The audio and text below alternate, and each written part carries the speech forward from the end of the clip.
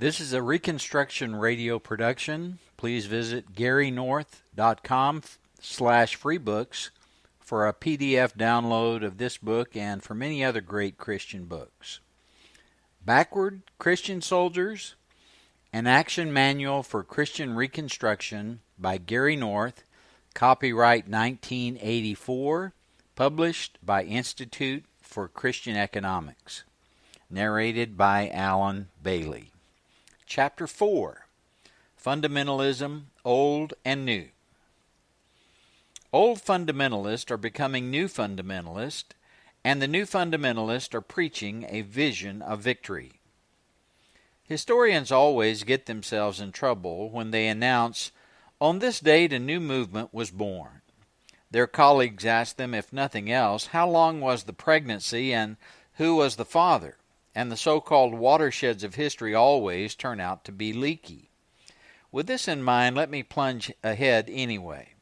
I contend that there is one event by which you can date the institutional separation of the old fundamentalism and the new.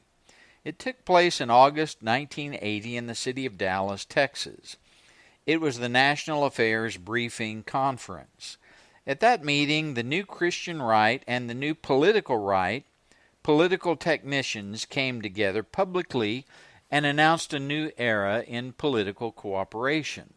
The conference went on for 2 days and featured dozens of speakers.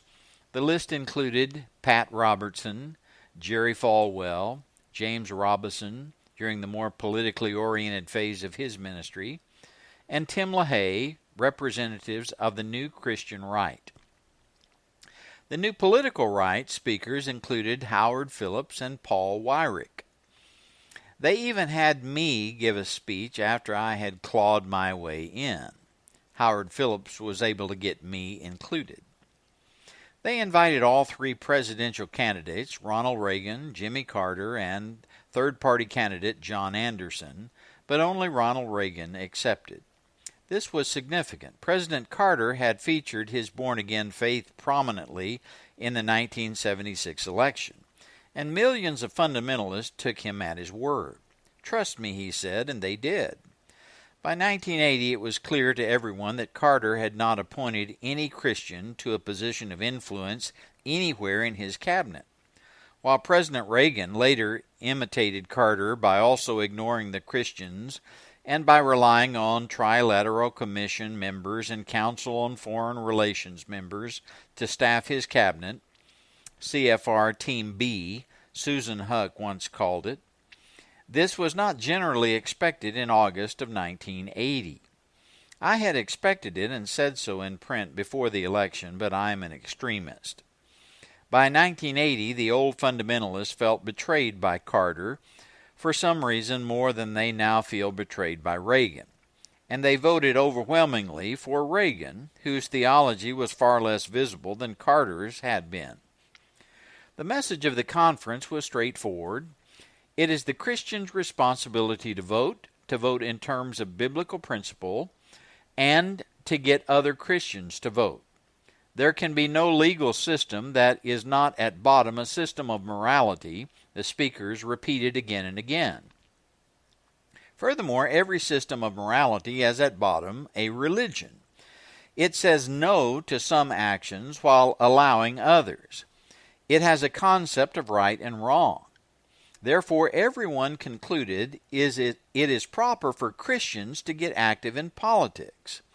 It is our legal right and our moral, meaning religious, duty. You would think that this was conventional enough, but it is not conventional at all in the Christian world of the 20th century. So thoroughly secularized has Christian thinking become that the majority of Christians in the United States still appear to believe that there is neutrality in the universe, a kind of cultural and social no man's land between God and Satan, and that the various law structures of this neutral world of disclosure are all acceptable to God. All except one, of course, Old Testament law. That is unthinkable, says the modern Christian. God will accept any legal framework except Old Testament law. Apparently he got sick of it 2,000 years ago. So when the crowd heard what the preachers and electronic media leaders were saying, they must have booed or groaned or walked out, right? After all, here were these men abandoning the political and intellectual premises of 3 generations of Protestant pietism right before the eyes of the faithful. So what did they do? They clapped. They shouted amen. They stood up and cheered. These men are master orators. They can move a crowd of faithful laymen. They can even move a crowd of preachers. Was it simply technique that drew the responses of the faithful? Didn't the listeners understand what was being said? The magnitude of the response after 2 days of speeches indicates that the listeners liked what they were hearing. The crowds kept getting larger. The cheering kept getting louder. The attendees kept loading their packets with activist materials. What was going on? Victory. They were, for the first time in their lives, smelling political blood. For people who have smelled nothing except political droppings all over their lives, it was an exhilarating scent. Maybe some of them thought they smelled something sweet back in 1976, but now they were smelling blood, not the victory of a safe born-again candidate like Jimmy Carter once convinced Christians that he was. They were smelling a throw-the-SOBs-out victory, and they loved it. Only Reagan showed up. Carter and Anderson decided the fundamentalists wouldn't be too receptive to them. How correct they were. But it was not simply politics that motivated the listeners. It was everything. Here were the nation's fundamentalist religious leaders, with the conspicuous exception of the fading Billy Graham, telling the crowd that the election of 1980 was only the beginning and that the principles of the Bible can become the law of the land, that the secular humanists who have dominated American political life for 100 years can be tossed out and replaced with God-fearing men. Every area of life is open to Christian victory. Education, family, economics, politics, law enforcement, and so forth. Speaker after speaker announced this goal to the audience. The audience went wild. Here was a startling sight to see. Thousands of Christians, including pastors, who had believed all their lives in the imminent return of Christ, the rise of Satan's forces, and the inevitable failure of the church to convert the world, now standing up to cheer other pastors who also had believed this doctrine of earthly defeat all their lives, but who were proclaiming victory in time and on earth. Never have I personally witnessed such enthusiastic schizophrenia in my life.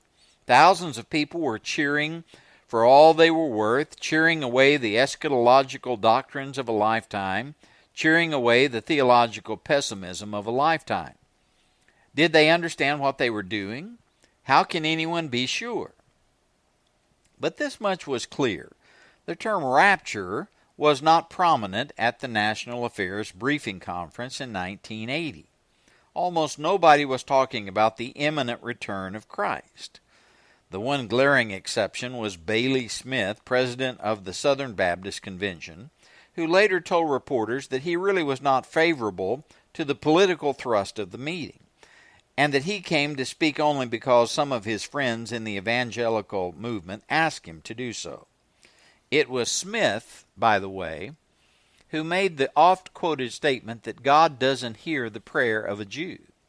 Ironically, the moral majority got tarred with that statement by the secular press, yet the man who made it had publicly disassociated himself from the moral majority. He has since disavowed the statement, but he certainly said it with enthusiasm at the time. I was seated on the podium behind him when he said it. It is not the kind of statement that a wise man makes without a lot of theological qualification and explanation. In checking with someone who had attended a similar conference in California a few weeks previously, I was told that the same neglect of the rapture doctrine had been noticeable. All of a sudden the word had dropped out of the vocabulary of politically oriented fundamentalist leaders. Perhaps they still use it in their pulpits back home, but on the activist circuit you seldom hear the term rapture. More people are talking about the sovereignty of God than about the rapture. This is extremely significant. Motivation. How can you motivate people to get out and work for a political cause if you also tell them that they cannot be successful in their efforts? How can you expect to win if you don't expect to win? How can you get men elected if you tell the voters that their votes cannot possibly reverse society's downward drift into Satan's kingdom? What successful political movement was ever based on expectations of inevitable external defeat? The moral majority is feeling its political strength. These people smell the blood of the political opposition. Who is going to stand up and tell these people the following? Ladies and gentlemen, all this talk about overcoming the political, moral, economic, and social evils of our nation is sheer nonsense. The Bible tells us that everything will get steadily worse until Christ comes to rapture his church out of this miserable world. Nothing we can do will turn this world around. All your enthusiasm is wasted. All your efforts are in vain. All the money and time you devote to this earthly cause will go down the drain. You can't use biblical principles, a code term for biblical Old Testament law, to reconstruct society. Biblical law is not for the church age. Victory is not for the church age. However, get out there and work like crazy. It's your moral duty. Not a very inspiring speech, is it? Not the stuff of political victories, you say? How correct you are. Ever try to get your listeners to send you money to battle for the forces of social evil by using some variation of that sermon? The moral majority fundamentalists smelled the opposition's blood after 1978, and the savory odor has overwhelmed their official theology. So they have stopped talking about the rapture. But this schizophrenia cannot go on forever. In off years, in between elections, the enthusiasm may wane. Or the Christian political leaders may appoint the same tired faces to the positions of high authority. I use the word may facetiously. The Pied Pipers of politics appoint nobody except secular humanists, always. It will take a real social and political upheaval to reverse this law of political life. That upheaval is coming. In any case, the folks in the pews will be tempted to stop sending money to anyone who raises false hopes before them. So the new fundamentalist preachers are in a jam. If they preach victory, the old-line pessimists will stop sending in checks. And if they start preaching the old-line dispensational, premillennial, earthly defeatism, their recently motivated audiences may abandon them in order to follow more consistent, more optimistic, more success-oriented pastors. What's a fellow to do? The answer, give different speeches to different groups. For a while, this tactic may work. But for how long? Theological schizophrenia. Eventually, the logic of a man's theology begins to affect his actions and his long-term commitments. We will see some important shifts in theology in the 1980s. We will find out whether fundamentalists are committed to premillennial dispensationalism, pre-tribulation, mid-tribulation, or post-tribulation, or whether they are committed to the idea of Christian reconstruction. They will begin to divide into separate camps. Some will cling to the traditional Schofieldism. They will enter the political arenas only when they are able to suppress or ignore the implications of their faith. Men are unlikely to remain in the front lines of the political battle when they themselves believe that the long-term earthly effects of their sacrifice will come to nothing except visible failure. Others will scrap their dispensational eschatology completely and turn to a perspective which offers them hope in time and on earth. They will be driven by the implication of their religious commitments to the struggles of our day to abandon their traditional premillennialism. Pessimistic pietism and optimistic reconstructionism don't mix. This is not to say that consistent premillennialists cannot ever become committed to a long-term political fight. It is to say that most premillennialists have not in the past and are unlikely to do so in the future. If they do, leadership will come from other sources theologically speaking. Three basic ideas are crucial for the success of any religious, social, intellectual, and political movement. First, the doctrine of predestination. Second, the doctrine of law. Third, the doctrine of inevitable victory. The fusion of these three ideas has led to the victories of Marxism since 1848. The communists believe that historical forces are on their side, that Marxism-Leninism provides them with access to the laws of historical change, and that their movement must succeed. Islam has a similar faith. In the early modern Christian West, Calvinists and Puritans had such faith. Social or religious philosophies which lack any of these elements are seldom able to compete with a system which possesses all three. To a great extent, the cultural successes of modern secular science have been based on a fusion of these three elements: scientific material determinism, the scientific's knowledge of natural laws, and the inevitable progress of scientific technique. As faith in all three has waned, the religious lure of science has also faded, especially since about 1965, when the counterculture began to challenge all three assumptions.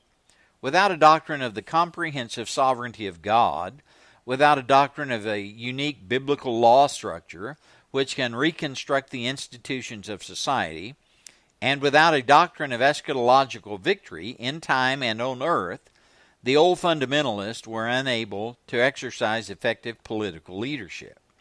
The prospects for effective political action have begun to shake the operational faith of modern fundamentalists, not their official faith, but their operational world and life view.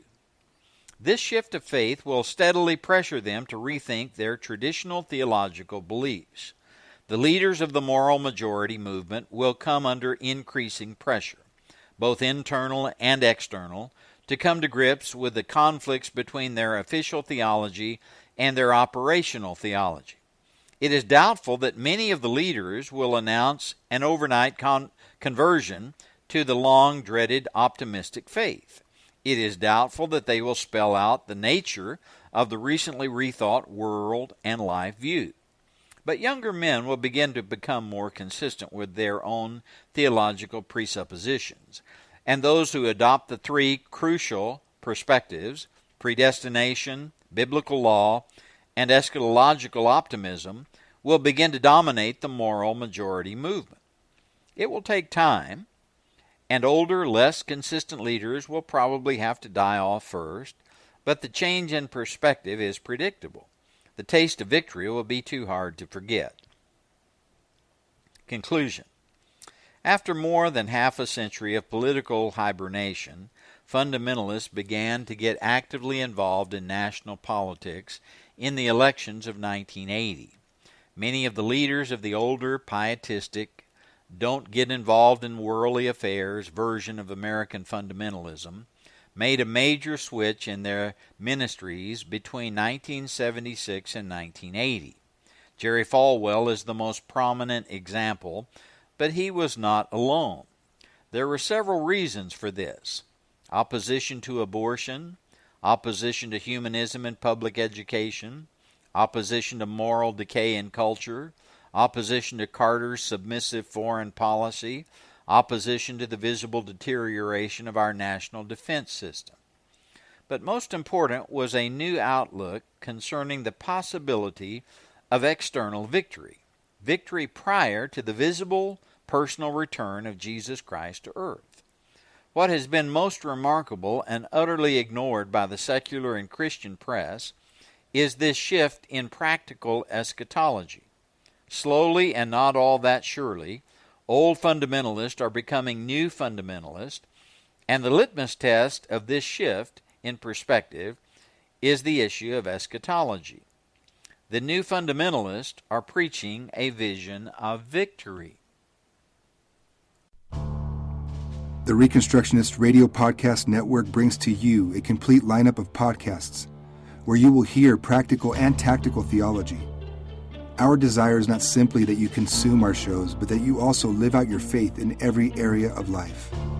We can talk all day long about these things, but if we fail to put them into practice, then we fail as ambassadors of Jesus Christ, our King.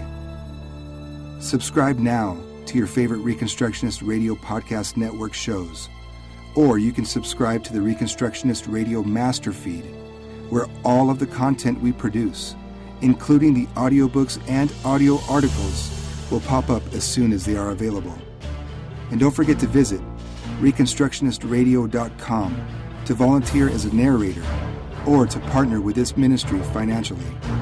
May the Holy Spirit stir you into action for Christ and His kingdom.